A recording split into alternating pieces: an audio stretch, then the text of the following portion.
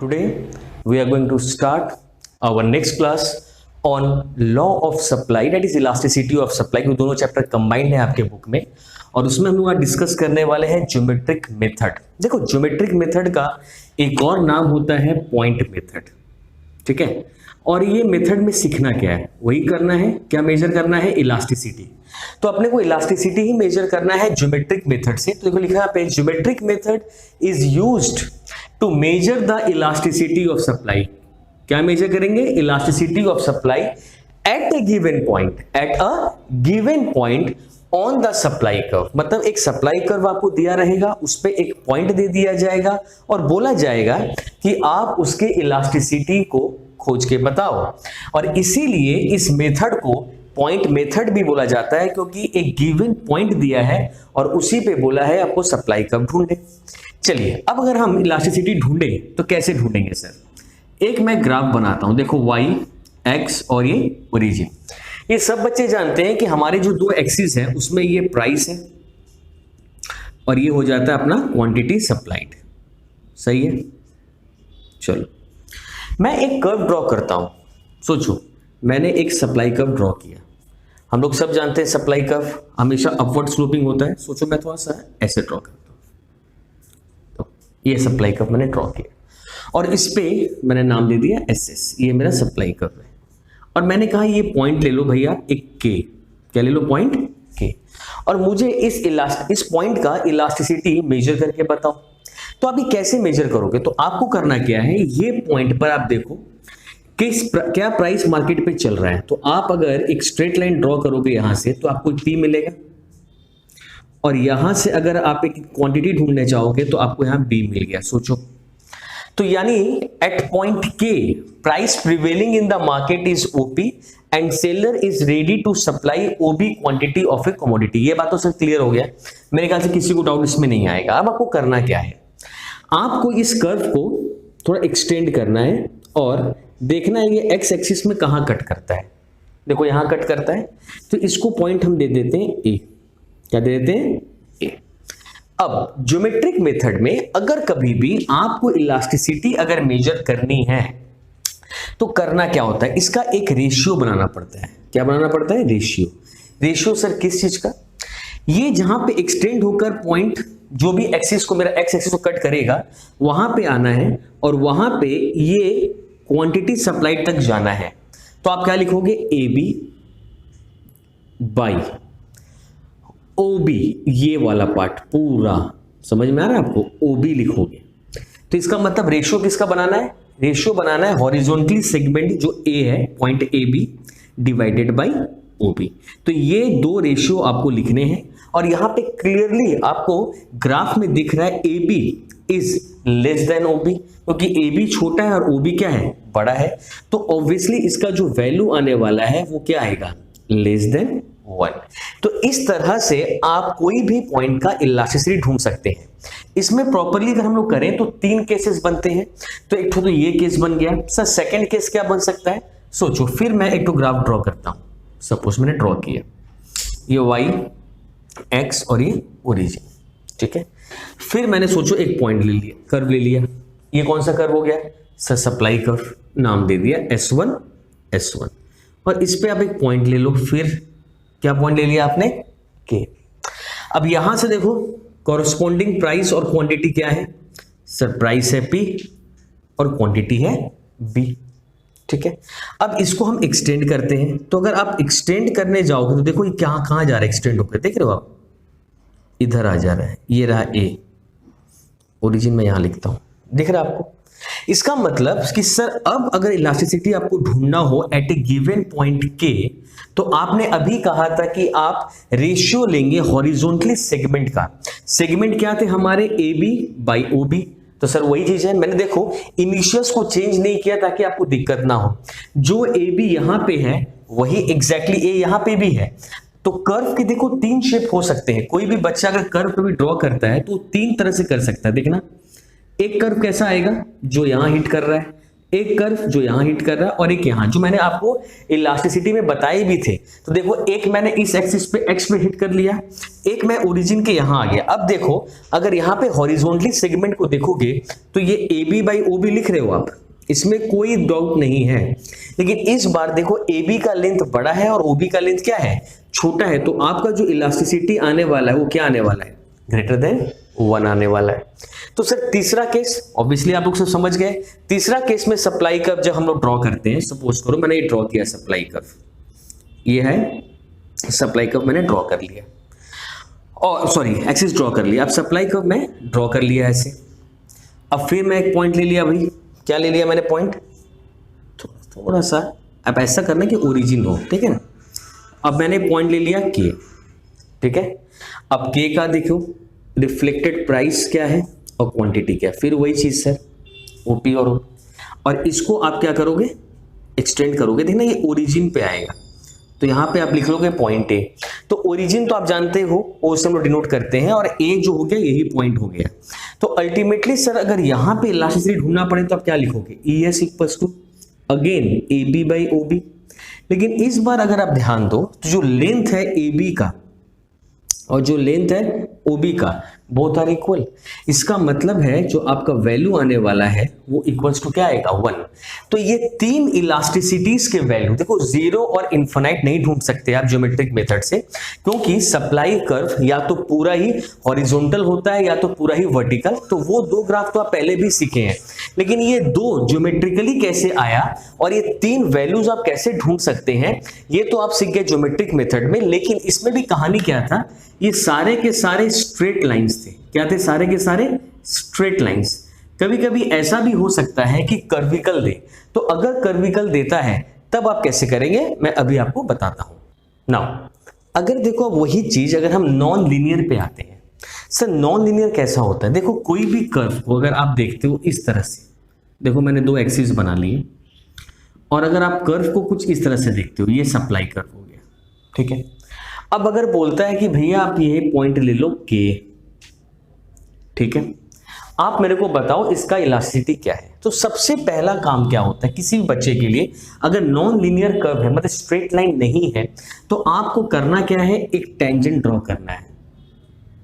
समझ गए, आप एक टेंजेंट ड्रॉ करोगे इस तरह से।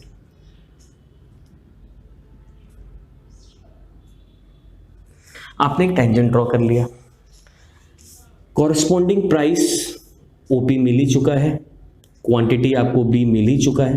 तो इसी टेंजेंट को जो आपने ड्रॉ किया है, अगर मैं इसको डार्क कर दूं, देख आपको क्लियरली दिखेगा। अगर मैं इसी को डार्क कर देता हूं, ठीक है ना, और इसी को अगर आप एक्सटेंड कर दो वापस से, समझ में आ रहा है आपको, पॉइंट क्या आ गया, फिर ये आ गया।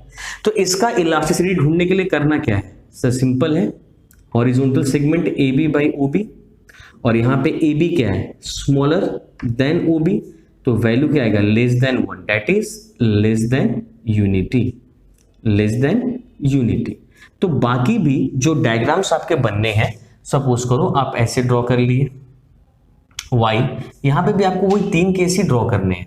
देखो ऐसे आपने कर लिया, ये SS हो गया, ये पॉइंट है, सोचो K आपने ले लिया, ठीक है, और इसके लिए टेंजेंट ड्रॉ करना है। क्या ड्रॉ करना है अपने को, टेंजेंट। तो टेंजेंट ड्रॉ करते हैं, चलिए भाई। तो कहाँ से आएगा सर टेंजेंट, करीब करीब यहाँ से निकल रहा है। इसको अगर एक्सटेंड करें तो कहाँ आ रहा है, पॉइंट A पे आ जा रहा है। प्राइस एंड क्वांटिटी कुछ इस तरह से है, आप देखो B, ये रहा A, क्लियर है ना। तो आपको अगर इलास्टिसिटी ढूंढना है तो क्या फॉर्मूला रहेगा इसका, सर वही रहेगा AB बाई OB। तो AB बाई OB अगर करते हैं तो AB क्या है, ग्रेटर देन OB है, तो वैल्यू क्या आने वाला, less than 1, that is greater than unity. And last but not the least, last graphical presentation देखो ज्योमेट्रिक मेथड का। अगर मैं ऐसा एक ग्राफ बना लिया, ठीक है, कर्व बना लिया, चलो भाई एक पॉइंट में ले लिया K, फिर जैसे मैं लेता हूँ और यहाँ से अगर हम टेंजेंट ड्रॉ करते हैं, सोचो अब इसको एक्सटेंड करते हैं, ओरिजिन पे मैं ले आया, कॉरस्पॉन्डिंग प्राइस एंड क्वांटिटी आपको मिल चुके हैं P और B, और इसको मैं क्या लिख देता हूँ A। तो यहाँ पे मेरा ES क्या होने वाला है, A B by O B. देखो मैंने बार बार इनिशियल सेम रखे हैं ताकि आपका एक अंडरस्टैंडिंग बेटर हो सके रिगार्डिंग दिस ग्राफ। तो करना क्या है सर, एक बार यहां भिड़वाना है, एक बार यहां पे एक्सिस को कट करवाना है, एक बार यहां पे कट करवाना और एक बार एकदम ओरिजिन पे कराना है।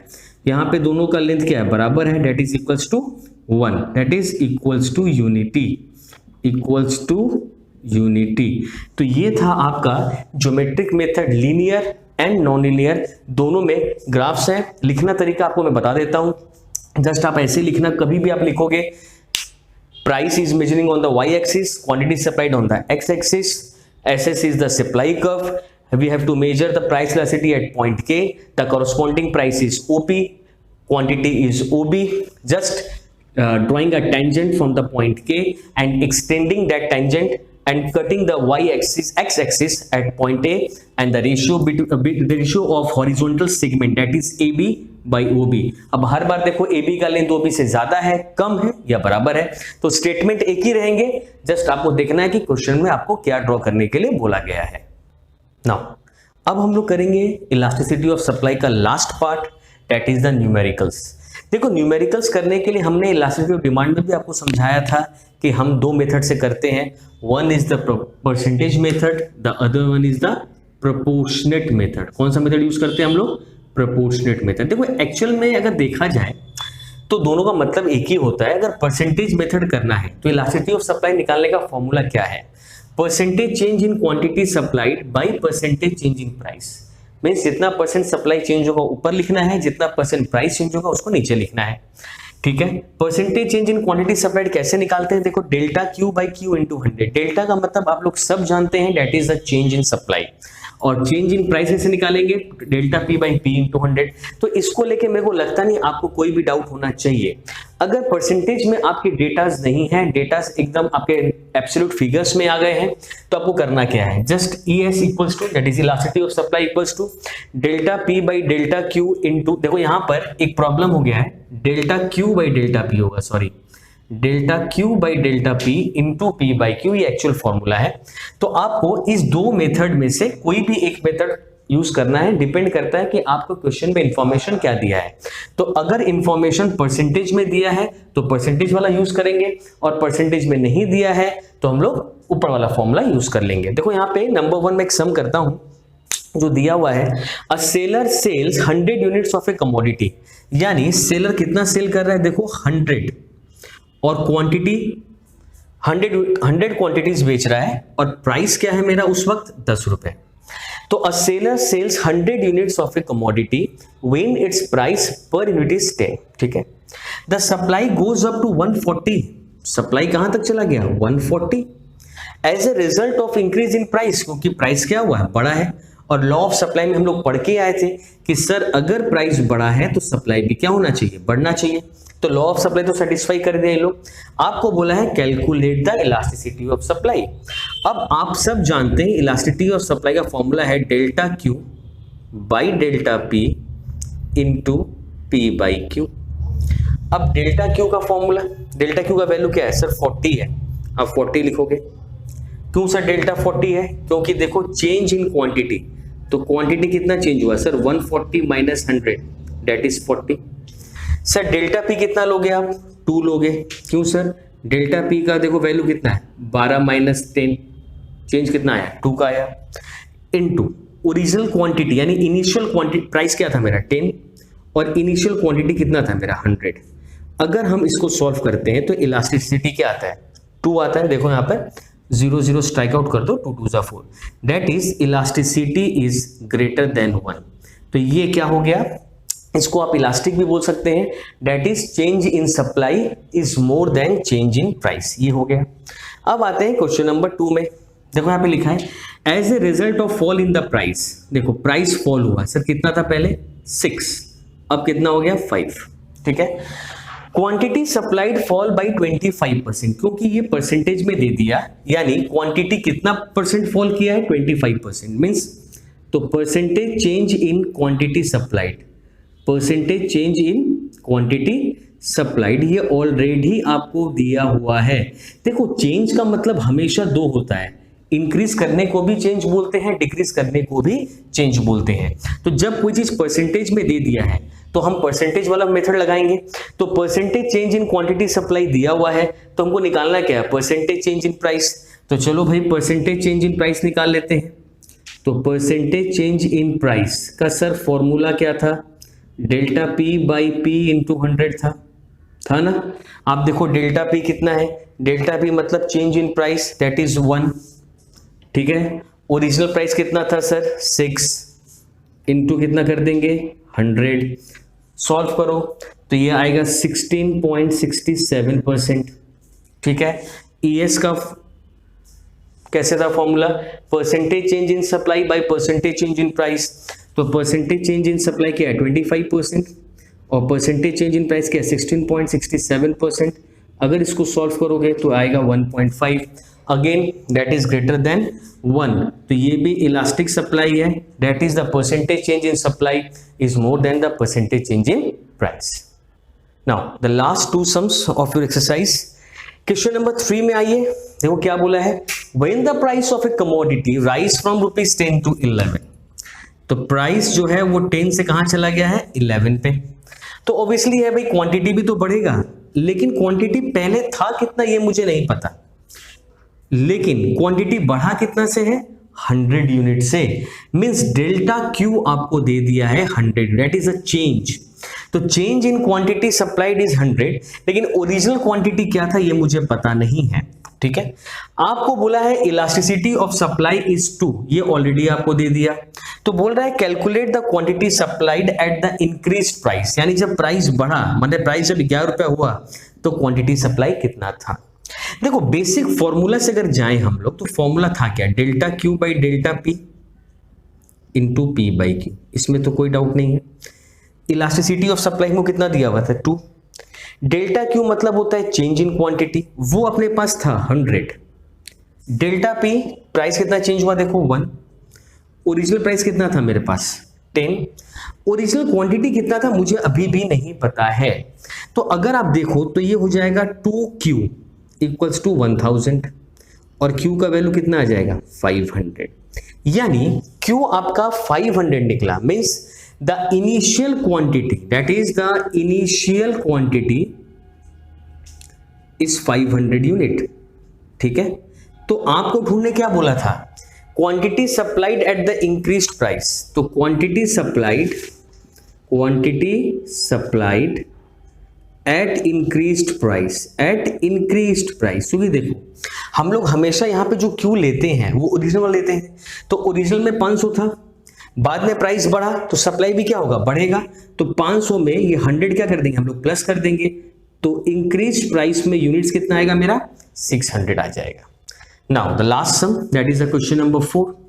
देखो the quantity supplied of a commodity at price is 10 is 1250, मतलब है प्राइस अगर 10 है तो क्वांटिटी सप्लाई कितना है 1250। अब बोला है प्राइस इलास्टिसिटी 1 है, मतलब ES ऑलरेडी आपको क्या दे दिया 1। आपको पता करना है किस प्राइस पर क्वांटिटी सप्लाई 750 होने वाला है, किस प्राइस पर। ये तो श्योर है कि सब प्राइस पहले से क्या करेगा फॉल, क्योंकि क्वांटिटी क्या किया है फॉल, तो क्वांटिटी फॉल करा तो प्राइस तो फॉल करेगा as per law of supply. तो ES का फॉर्मूला क्या था, delta Q by delta P into P by Q, इस सब के लिए फॉर्मूला। आपको ES ऑलरेडी कितना दे दिया 1, डेल्टा क्यू, तो डेल्टा क्यू कैसे निकालेंगे सर, एकदम सिंपल है, जस्ट माइनस करना है 1250 माइनस 750 दैट इज 500। तो आपका क्वांटिटी चेंज कितना आ रहा है 500। चेंज इन प्राइस तो सर निकाल नहीं सकते क्योंकि नया प्राइस मुझे पता नहीं है। ओरिजिनल प्राइस सर 10 है और ओरिजिनल क्वांटिटी कितना है 1250, सही है। अब देखो यहाँ पे 0 0 कट हो गया, 125 से अगर 500 काटोगे तो ये आएगा 4 by delta P, therefore delta P is equals to 4, मतलब चेंज इन प्राइस कितना हुआ 4। तो आपको बोला है कि किस प्राइस पे, तो मेरा नया प्राइस क्या होने वाला है सर, ओरिजिनल प्राइस मेरा 10 था, इसमें तो कोई डाउट नहीं है, चेंज कितना का हुआ 4। अब ये 4 प्लस होगा या माइनस, हमेशा डिपेंड करता है लॉ ऑफ सप्लाई के कॉन्सेप्ट पे। अगर मेरा प्राइस फॉल, अगर क्वांटिटी फॉल हो रहा है, क्योंकि हम लोग जानते हैं सप्लाई में दोनों के बीच में रिलेशन पॉजिटिव है, तो सब क्वांटिटी अगर फॉल कर रहा है तो प्राइस भी फॉल करेगा। तो प्राइस 10 था तो ऑब्वियसली कम होगा, तो ये 4 रुपीज को क्या करेंगे, माइनस करेंगे।